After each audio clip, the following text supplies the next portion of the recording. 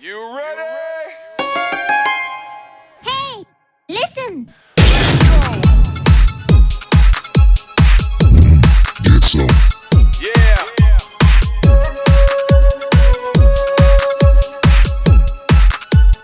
Hey, listen! Good evening, everybody. Welcome back to another exciting episode of Lawrence's Let's Plays. Tonight I'm bringing to you a special video on Luneria, who is our current event Shard Summon hero that's available, a Lord for the Starpiercer faction. And this is my take on why I think she is so essential to people's accounts. To my returning viewers, thanks so much for your continued support. And if you're new to the channel, thank you as well for stopping by. Nothing left to say. I'm Lawrence, and let's play. So first, before I make do on the title of my thumbnail saying how good she is, I do want to provide two important caveats.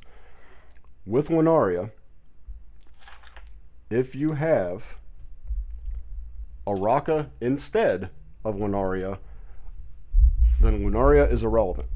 I believe she becomes one of the most obsolete and useless not only lords but just heroes in the game, because there is another hero who does the same stuff she does and just does it better.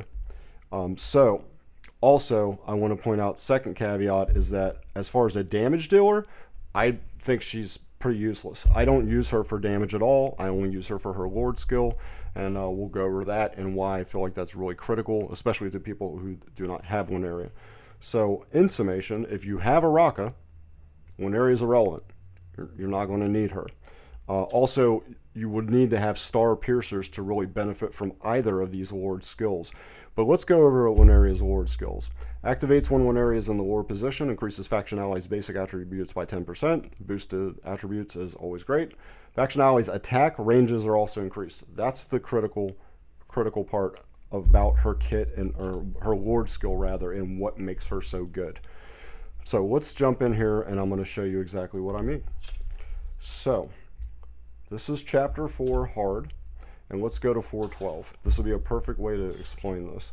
I'm going to take her out for now, because one thing I think that is really underlooked about how important increasing the attack range of your Star Piercers are for either Luneria or Araka is that it enables you, by extending the range, to kill enemies that have the timer above their head, much like our heroes go through cooldowns to activate their ults. If you can kill an enemy before it has a chance to attack you or move in position to attack you, that's great. That's a fantastic boon to have, especially in harder content. So let's go in here and let me show you what the difference is, non-Luneria versus having Luneria. So in this battle, if you go into the monster menu, you'll see Scale Skin Mages. Proficient in the Forbidden Axe, or Arts rather, of Cursed Magic, possess the ability to unleash AoE magic damage. Well, we don't want that, because our platform heroes, typically, it's going to be your mages and your marksmen. They're going to be a little bit more squishy than if they're outside of the range of a healer versus someone that's like on the ground, a defender or a fighter. So they're going to get hit a little bit harder, and we don't want that. So in this example, I'm going to put Tariel right here. And you'll see, great, Tariel's range is perfect to kill this enemy. Notice the timer above their head, so I'm going to be able to get rid of this hero before it has a chance to attack or put itself in a position to attack. Now let's use Silas. Let's see the difference here. Silas can attack this guy that's moving, but he has no way to reach that hero, or rather that enemy. So let's jump out of here and let's show you the difference. They shall regret displeasing my masters of old. So now let's jump in here with Luneria. 412. Let's go ahead and put Luneria in there. And I do want to point this out as I'm putting Luneria down for those that are newer to the game. I'm not trying to patronize anyone like myself that's been playing since Global, but for newer players, keep in mind that how a Lord skill works is they only have to be on this screen. And in that Lord skill position where you see the crown that indicates their Lord is like flashing like that, and you see the arrows pointing up to the heroes that will benefit from that Lord skill because they belong to the same faction. You don't have to use this hero in battle, and you'll see that I don't even use Luneria. I literally only use Luneria because of her Lord skill, because I don't currently have a Raka. But because I don't have a Raka, she still greatly benefits me. And here is why. Right here, you see the range automatically gets extended, but it's still not far enough for Tariel to be able to reach this hero, or I keep saying hero, but this enemy. But if I put Silas down, look, now he can reach this enemy. And we want to kill these enemies on a stage like this on hard 4-12 because the faster we kill them, then we can remove this red stuff on the ground that provides continuous damage against our heroes. So now we'll put a Brienne down. And you'll see she's not only killing this one, look, she can also reach out and kill that one as well. So she can just clear all that stuff. So that gives you one example. And then I want to give you another great example. And this would be in Gear Raid 3. We'll do 3-16, I guess. I have not beat GR 3-18 yet because that one is kind of a pain in the butt, but I'm still working on it. Once I beat it, I'll make sure to put a video up and show you guys how I did it. So, again, Luneria, non-Luneria. Let me show you the difference. Luneria in this fight, non-Luneria rather, in the Lord skill position versus using Luneria. So we're going to put our Toriel here. You see, she does not get the extended range, just her normal attack range. Silas right here. And this is a perfect way to drill this home. As far as, again, killing enemies before they have a chance to attack you. You see, I can kill this one that has the timer, but I cannot, and neither can Toriel, mess with the interior enemies. And in this stage, your boss that you fight is Zillatu. And the key is, we want to kill Zillatu as quickly as possible. Because Zillatu will constantly spawn these flying ads, and she will continuously try to hit you with her magic spear, which does quite a bit of damage to our platform heroes, again, which would be our mages and our marksmen. But you'll see, I can pop his ult all day long, but look, he can't reach her. That's a problem, okay? He can't reach her, and neither can Tariel.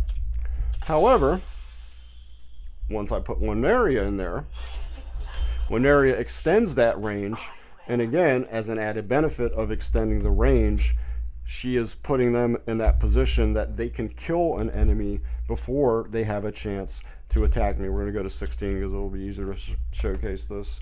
Because I can just about kill Zillatu in one ult from Silas.